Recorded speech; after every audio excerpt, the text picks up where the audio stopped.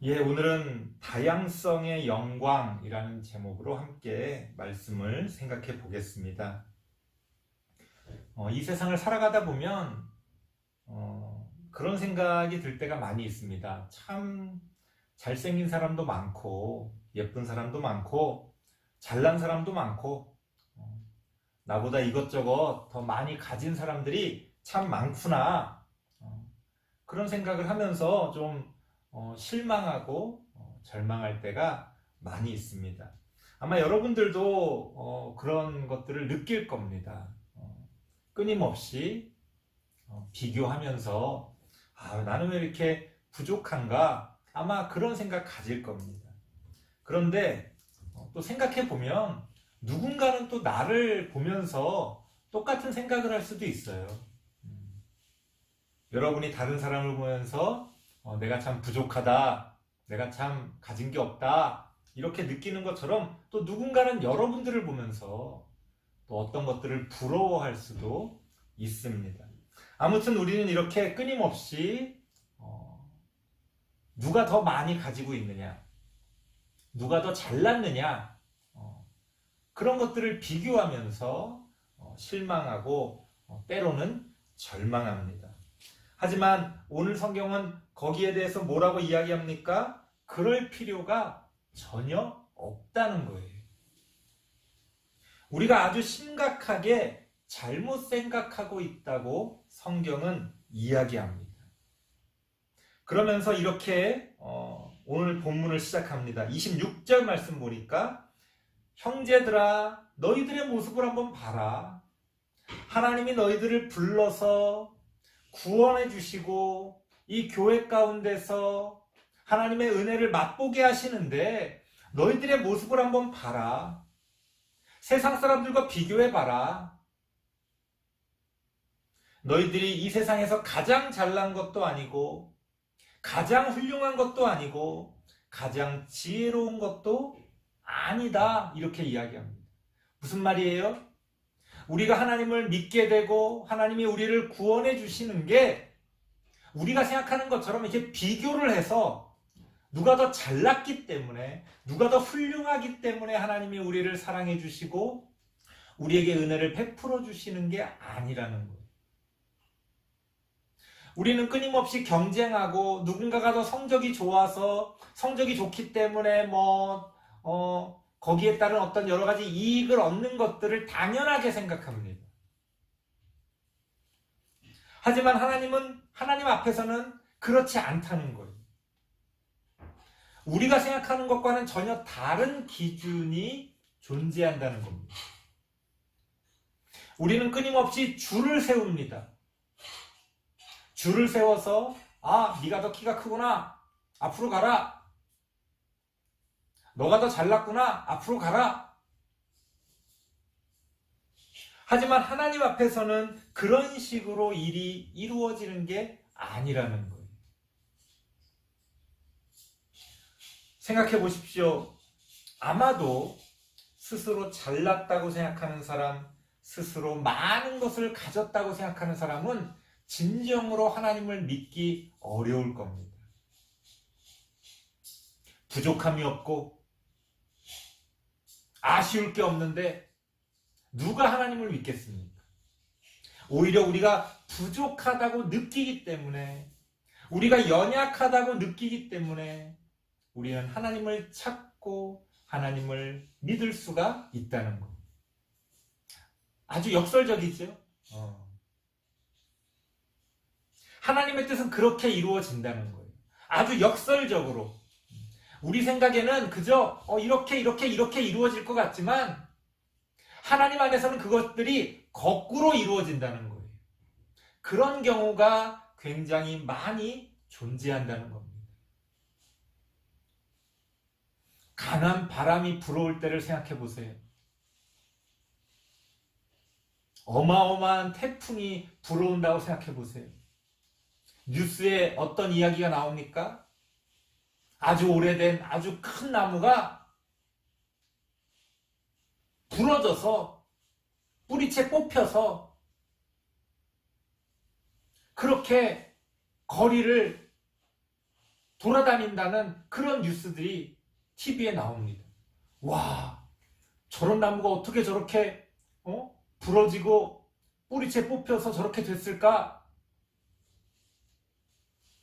그 강한 바람을 이기지 못하고 그렇게 된 겁니다. 하지만 뉴스에 이런 이야기 나오는 거 들어보신 적 있어요? 저 들판에 풀이 강한 바람에 부러져서 난리가 났습니다. 이런 이야기는 없다는 거예요. 오히려 연약한 풀은 그 강한 바람 가운데 오히려 자신을 눕히고 구부려서 살아남습니다. 오히려 약하기 때문에 살아남는다는 거예요. 이 세상의 법칙은 그렇게 그저 우리가 생각하는 것처럼 한쪽 방향으로만 이루어지지 않는다는 거예요. 하나님 안에서는 굉장히 다양한 여러 방향으로 하나님의 뜻이 이루어진다는 것을 우리가 알 수 있습니다.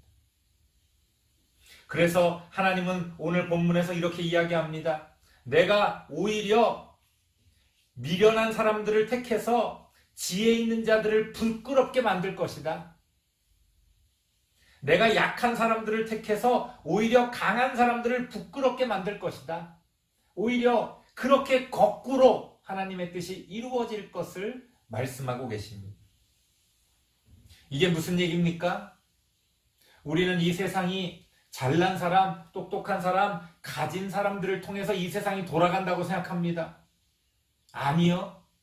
이 세상은 이름 없는, 힘 없는, 하지만 묵묵히 자신들의 일을 감당하는 그 사람들을 통해서 이 세상은 이루어져 간다는 것.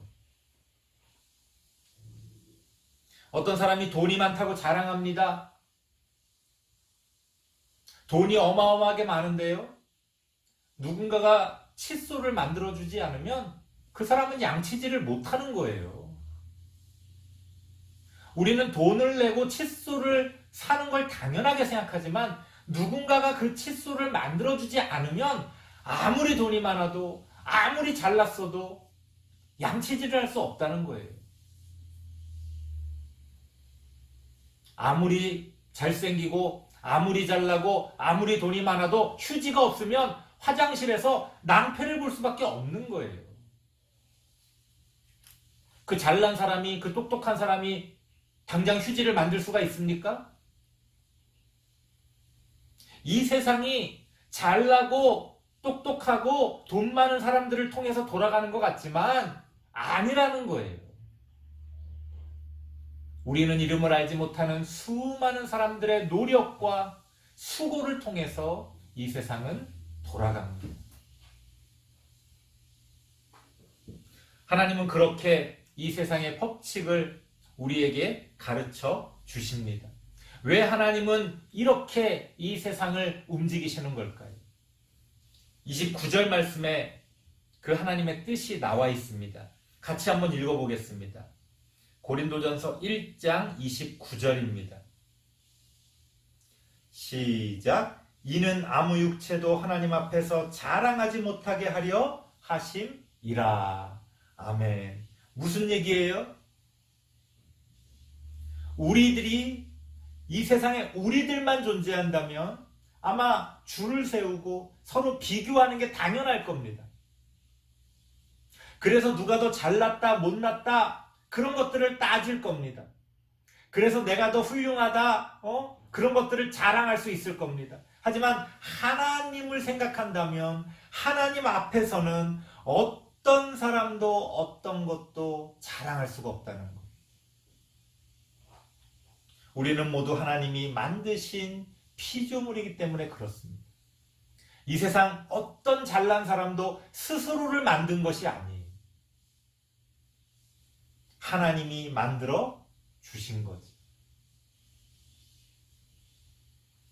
잘생긴 사람, 예쁜 사람은 왜 잘생기고 예쁩니까? 하나님이 그렇게 만들어 주셨을 뿐이지 그 자신이 잘난 게 아니라는 거예요. 돈을 버는 것도 마찬가지입니다. 단지 열심히 해서 돈을 벌었다? 내가 똑똑해서 돈을 벌었다? 그럼 그 돈 많이 번 사람 IQ가 가장 좋습니까? 아니라는 거예요. 그 시대에 따라 여러 가지 운이 잘 맞아 떨어져야 돈도 벌 수 있는 거예요. 지금 돈 잘 번다고 하는 사람이 옛날 조선시대에 상놈으로 태어났다면, 노비로 태어났다면 어떻게 돈을 법니까?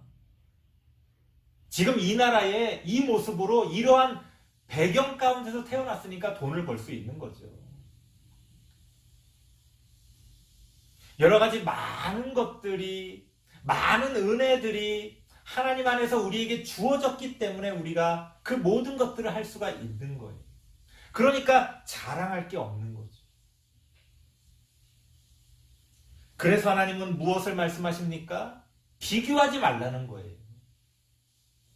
우리들 한 명 한 명이 하나님 안에서 다 소중하고 우리만의 각자의 역할과 소명이 있다는 거예요.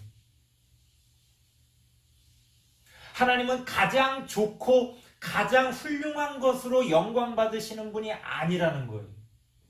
우리는 자꾸만 막 그런, 제가 제일 싫어하는 것 중에 하나가 이제 그런 건데요.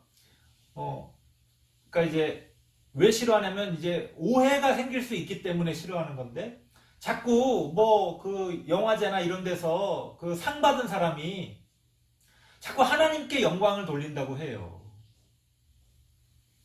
물론 하나님께 영광을 돌리면 좋죠. 그런데 그런 모습을 보게 되면 자꾸 우리는 어떤 것들이 떠올라요? 아, 1등을 해야, 상을 받아야 하나님께 영광을 돌릴 수 있구나, 이런 생각을 한단 말이에요. 만약 상을 못 받은 사람이, 꼴찌를 한 사람이 제가 하나님께 영광을 돌리겠습니다, 아마 다들 비웃을 겁니다. 뭘 갖고 하나님께 영광을 돌리냐? 이제 이런 오해가 생긴다는 거예요. 상 받으신 분이 좋은 뜻에서 하나님께 영광을 돌린다고 말한 것은 나쁜 게 아닙니다. 하지만 그런 모습을 통해서 우리가 자꾸 오해를 하게 된다는 거예요. 내가 뭔가를 가지고 있어야, 내가 뭔가를 이루어내야 하나님께 영광을 돌릴 수 있다고 생각한다는 거예요.